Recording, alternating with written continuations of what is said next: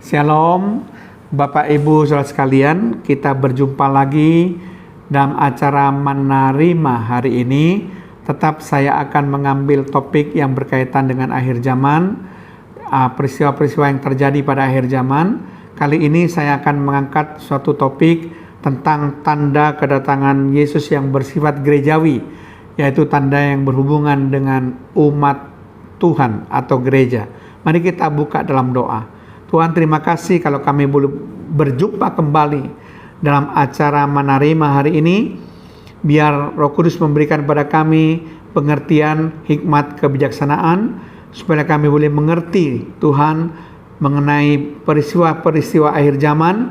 Dengan demikian kami boleh berjaga-jaga dan bersiap sedia senantiasa Tuhan untuk menyambut kedatangan-Mu yang kedua kali. Di dalam nama Tuhan Yesus Kristus, haleluya, amin.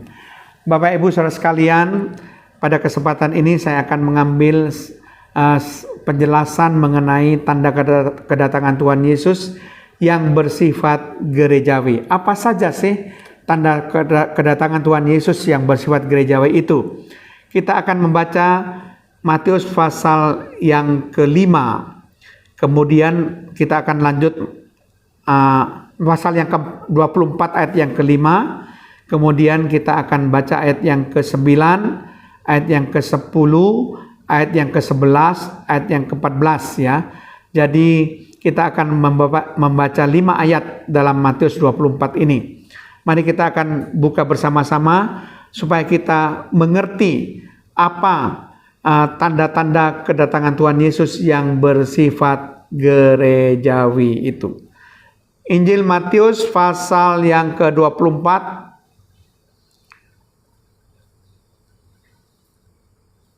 Injil Matius pasal 24 ayat yang ke-5. Demikian bunyi firman Tuhan, sebab banyak orang akan datang dengan memakai namaku dan berkata, akulah Mesias, dan mereka akan menyesatkan banyak orang. Jadi tanda yang bersifat gerejawi yang pertama adalah Mesias palsu. Ada banyak orang akan mengaku sebagai Mesias dan menyesatkan banyak orang. Kita harus hati-hati supaya kita tidak terjerat dari orang yang mengaku sebagai Mesias, saudara. Mesias cuma satu-satunya yang dikenal di dalam nama Tuhan Yesus. Tidak ada Mesias yang lain. Kalau ada nama-nama lain yang mengaku sebagai Mesias, itu bukan Mesias, tetapi Mesias palsu. Jadi tanda pertama adalah Mesias palsu. Tanda kedua kita akan membaca Matius 24 ayat yang ke-9. Dikatakan demikian. Pada waktu itu, kamu akan diserahkan supaya disiksa, dan kamu akan dibunuh, dan akan dibenci semua bangsa oleh karena namaku. Jadi tanda yang kedua adalah aniaya karena nama Yesus. Banyak orang-orang percaya, orang-orang Kristen yang dianiaya karena mempertahankan imannya kepada Yesus, karena memberitakan Yesus yang benar. Dan kita sudah tahu bagaimana peristiwa penganiayaan yang dialami oleh orang-orang Kristen yang memberitakan Injil, sehingga mereka ditangkap, mereka dimasukkan penjara, bahkan ada yang dibunuh karena nama Yesus yang mereka beritakan. Itu merupakan tanda yang kedua ya, yang akan terjadi. Kemudian saudara, tanda yang ketiga, tanda gereja yang ketiga adalah ayat yang ke-10 Matius 24. Dan banyak orang akan murtad, dan mereka akan saling menyerahkan dan saling membenci. Nah, tanda yang ketiga adalah kemurtatan. Banyak orang-orang yang murtad. Pada akhir zaman ini, banyak orang yang sudah percaya pada Yesus itu akan murtad dan meninggalkan imannya kepada Yesus. Mereka menjual dirinya mungkin karena harta, karena kedudukan, karena popularitas, mereka menjual imannya kepada Yesus, sehingga mereka tidak lagi percaya kepada Yesus. Nah saudara, mereka akan murtad, meninggalkan imannya yang benar, saudara. Itu yang merupakan tanda yang ketiga.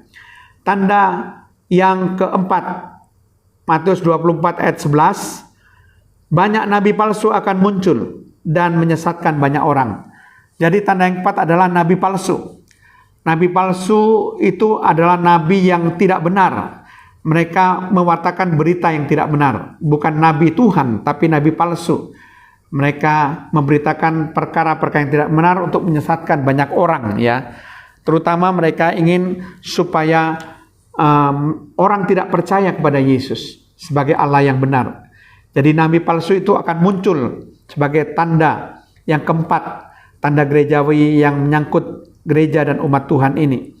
Nah, kemudian tanda yang kelima, kita baca Matius 24 ayat yang ke-14.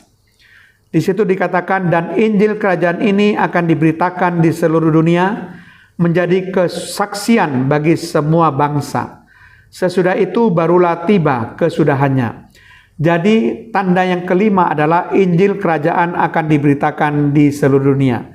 Jadi sekarang begitu mudah orang mendengar Injil.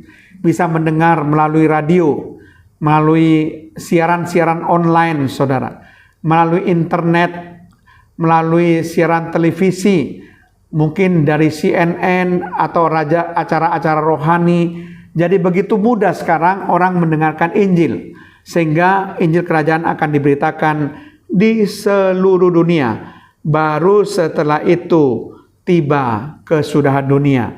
Yesus akan datang kedua kali. Jadi itu tanda-tanda, 5 tanda yang kita bicarakan sebagai tanda gerejawi. Ya, kita akan masuk ke tanda yang ke-6, yaitu gereja akan makin disempurnakan.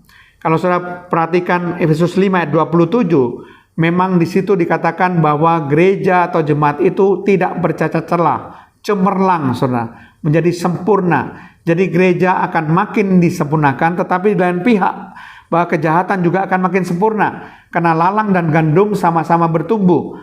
Ya, gandum bertumbuh, gereja makin sempurna, tapi lalang juga bertumbuh, kejahatan akan makin merajalela. Ya, tapi itu merupakan suatu tanda bahwa gereja akan disempurnakan menjadi gereja sempurna.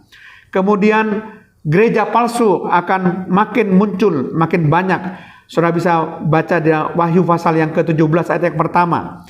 Digambarkan sebagai perempuan yang duduk di atas binatang merah ungu, yaitu binatang merah ungu melambangkan iblis. Perempuan itu disebut sebagai Babel besar, pelacur besar, lambang gereja palsu. Itu akan muncul di dunia ini, gereja antikristus atau gereja palsu akan muncul sebagai tanda kedatangan Yesus yang kedua kali. Dan tanda yang terakhir adalah munculnya antikristus. Itu 2 Tesalonika 2 ayat 3 sampai 4 dan ayat 9. Di mana antikristus akan muncul, manusia durhaka, manusia yang murtad itu akan muncul menjelang kedatangan Tuhan Yesus kedua kali.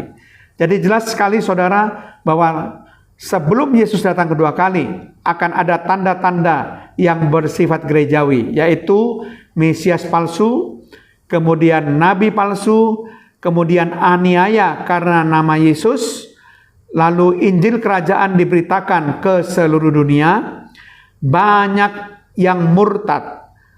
Gereja makin disempurnakan, selain kejahatan makin sempurna, akan muncul gereja palsu, gereja antikristus, dan antikristus sendiri akan menyatakan dirinya, yaitu manusia durhaka atau manusia yang murtad, yang kedatangannya atas prakasa daripada iblis. Dalam 2 Tesalonika 2 ayat yang ke-9 disebutkan bahwa berasal dari iblis. Nah, itulah tanda yang bersifat gerejawi.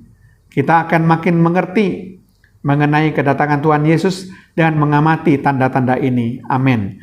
Terima kasih Tuhan kalau hamba-Mu sudah menyampaikan kebenaran firman-Mu, tidak lain tidak bukan supaya seluruh jemaat yang mendengarkan Manarima hari ini boleh makin menyiapkan dirinya untuk menyambut kedatangan Tuhan Yesus yang kedua kali. Terpujilah nama-Mu di dalam nama Tuhan Yesus Kristus. Haleluya. Amin.